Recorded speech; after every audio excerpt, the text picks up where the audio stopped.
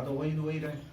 मैंने कहा ठीक है चलो बात करते हैं। तो मैंने उनको एक ही सूत्र दिया, एक ही बाकी सूत्र क्या दें अपन, कि आप जो भी पढ़ रहे हो, जो भी कर रहे हो आप, ठीक है ना, आपको क्वेश्चन समझ में आना चाहिए, आपको आंसर नहीं समझने। अगर क्वेश्चन आप समझ रहे हो तो दैट्स ऑल। आपके रजिस्टर में कहाँ उसका आंसर कहाँ लिखा हुआ, आप किस तरीके से उसको जज कर पा रहे हो, फिर आप ऑप्शन पे जाइए। लेकिन हम क्या करते हैं, क्वेश्चन आधा पढ़ते हैं और सीधे ऑप्शन पे चले गए और फिर गए काम से। ये नहीं होता मुझे जहाँ तक लग रहा हो। अब जैसे कई बच्चे मॉडल पेपर सॉल्व कर रहे हैं, 50 क्वेश्चन है, सर मेरे 48 राइट हुए, तो आपको 48 आंसर पता है, आपको 48 क्वेश्चन के टाइप नहीं पता है कि वो क्वेश्चन पूछा कैसे उसने, उसको पढ़ना कैसे, समझना कैसे, वो उसको आइडिया नहीं है। तीसरी चीज कि आप जब भी पढ़ रहे हो, मान लो आप संज्ञा पढ़ रहे हो, सर्वनाम पढ़ रहे हो, विशेषण पढ़ रहे हो या वाक्य विचार पढ़ रहे हो, कोई भी टॉपिक पढ़ रहे हो, तो आपको टॉपिक पढ़ने से पहले ये पता होना चाहिए कि इसमें कितने टाइप के क्वेश्चन आते हैं, मतलब मैं इसको कितने भागों में पढ़ूं। जैसे अभी मैं आपसे बात करूं, बताओ संज्ञा को आपने कितने भागों में पढ़ा, तो आप शायद 3 भेद है यूं करके चूक हो जाओगे। सर्वनाम को कितने भागों में पढ़ा, तो आप कहोगे सर 6 भेद है बस। मतलब यूनिक क्या उसमें, याद क्या रखना वो हमें पता नहीं। मेरी बातें आप समझ पा रहे होंगे। एक क्वेश्चन और आता है बच्चों का जनरली कि सर हमको रिवीजन का टाइम नहीं मिलता है, मतलब हम इतना पढ़ते हैं ना, हम रिवीजन नहीं कर पाते। रिवीजन का मतलब क्या है, अब किस चीज़ को रिवीजन मानते हो। सपोज मैंने आपको संज्ञा पढ़ा दिया, यहाँ पे पूरा पूरा हमने पढ़ लिया, ठीक। अब आप संज्ञा पढ़ने के बाद पढ़ते समय ही आप ये टिक करते जाओ कि मुझे ये चीज़ याद रखनी है, ये चीज़ मुझे याद रखनी है, यहाँ सर ने ये अलग बताया, यहाँ ये बात अलग हो रही है। तो वो जहाँ जहाँ आपने टिक किया है, हाईलाइट किया, वो रिवीजन में आना चाहिए, पूरा पूरा नहीं। और रिवीजन में हम लोग क्या करते हैं, हम वही सारी चीज़ें वापस पढ़ते हैं जो हमें आती नहीं आती, वो तो वैसे ही रह जाती है।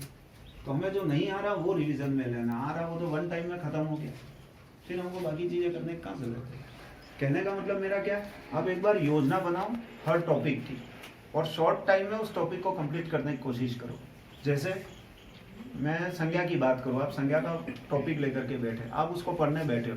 अब आप यूं करके बैठे कि मुझे संज्ञा पढ़ना है, नहीं, आप यूं करके बैठो मुझे आधे घंटे में संज्ञा पढ़ना है।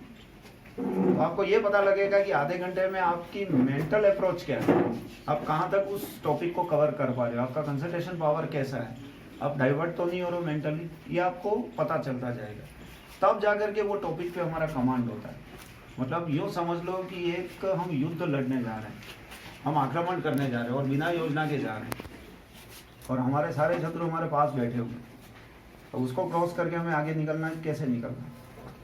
तो उसके लिए जब तक आपके पास प्लानिंग नहीं होगी और वो भी सब्जेक्ट वाइज, तब तक वो नहीं होगा। एक बहुत अच्छी बात उन्होंने पूछी थी, क्या सर हम पर डे 5 पेपर पढ़ें क्या।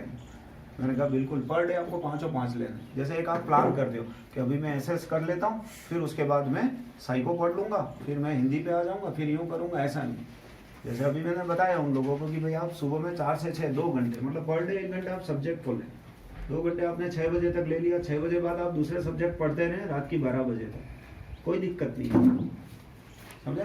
पर हमें ये हो जाना चाहिए कि हमने ये कर लिया। यूँ जैसे आप कहीं घूमने जाते हो, ठीक है, रास्ते में होटलें मिलेंगी, ये बात सही है, पैसा भी है हमारे पास, हम खर्च कर देंगे, ये भी पता, फिर भी हम घर से 2 पराठे बना के ले जाते, क्यों, मेंटली रिलैक्स रहने के लिए, कि रास्ते में कुछ नहीं मिला मैं कम से कम ये कर लूँगा। तो वो ये कि आप सुबह में वो टॉपिक लें जिस पे आपका कमांड है, समझ रहे हो ना, मॉर्निंग सेशन, तो वो आपका कवर हो गया, तो उसके बाद दिन भर आप रिलैक्स रहोगे कि मैंने इतना तो कर लिया, बस मेरे यही पढ़ना है। नहीं तो हम क्या करते हैं, सुबह सुबह ही हार्ड टॉपिक लेके बैठ जाता है और माथा दुखता है, और फिर सोचते क्या कि यार मेरे वो हिंदी में बाकी है, संस्कृत में वो बाकी है, एसएस में वो बाकी है। भाई आपने लिया ही तो वो हाथ में जो नहीं लेना था। भाई आप हथौड़ी तोक सकते हो, तो आप बड़ा जो होता है हथौड़ा वो लेके क्यों घूमते हो, जो आपसे नहीं तोका जा रहा है क्यों करना। मैं यूँ नहीं कह रहा हूँ प्रयास नहीं करें, और उसके टाइमिंग अलग रखें। हम उस समय उन टॉपिक्स में जाएं जब हमें नहीं पता है कि अब हमें करना क्या है, तब उन टॉपिक्स पे आप काम करें। तो कुछ पहले संभाल लें, फिर उसके बाद दूसरों पे आप काम करें, तो शायद आपको ज़्यादा फायदा होगा, है ना। और संजय सर हैं, वैसे आपको बहुत मोटिवेट करते हैं, इनके पास काफ़ी योजनाएं। बस ये सच है कि ये भले माने नहीं माने, बट इनके आगे मैं उतना नहीं आपको बता पाऊँगा कि एग्ज़ाम की प्लानिंग कैसे करें और तैयारी कैसे करें, ठीक है। मैं मेरे सब्जेक्ट की बात कर रहा हूँ, जितना मुझे पता है उतना मैं आपको शेयर कर रहा हूँ। और आप करें, और ज़्यादा से ज़्यादा डिस्कस करें, सर से पूछते रहें। आपको अगर डिप्रेशन आता है तो भी बात करें, इनके मोटिवेशनल वीडियोज़ भी आप उनको देखें। आप उन लोगों के बीच में रहें जो आपको इंस्पायर करते हैं। आप उन लोगों के बीच में नहीं रहें जिनको देख के आपको गुस्सा आता है ना, आप तनाव में चले जाते हो और आप पढ़ नहीं पाते। तो कम से कम अभी ये 1.5 महीना या जो 40-50 दिन अपने पास बचे हैं उसको हम अच्छे से पॉजिटिवली लेकर के काम करें, शायद एक बेहतर रिजल्ट हम अचीव कर सकते हैं। हमें ही पता है कि हमारे रिजल्ट क्या होंगे, हम पढ़ाने वाले, हमें नहीं पता है हम आपके रिजल्ट कैसे देंगे या करेंगे। आपकी जितनी भी जिज्ञासाएं हैं उसका समाधान हम कर सकते हैं, या हमारे पास जो बेटर है अलग तरीके से देने का वो हम आपको दे सकते हैं। आपका ग्रास्पिंग पावर कैसा है, आपका कंसंट्रेशन कैसा है, आप किस लेवल पे जाके तैयारी कर रहे हो वो आप ही जानते हो। गेट से बाहर आते ही आपको पता लग जाता है आपका रिजल्ट क्या है।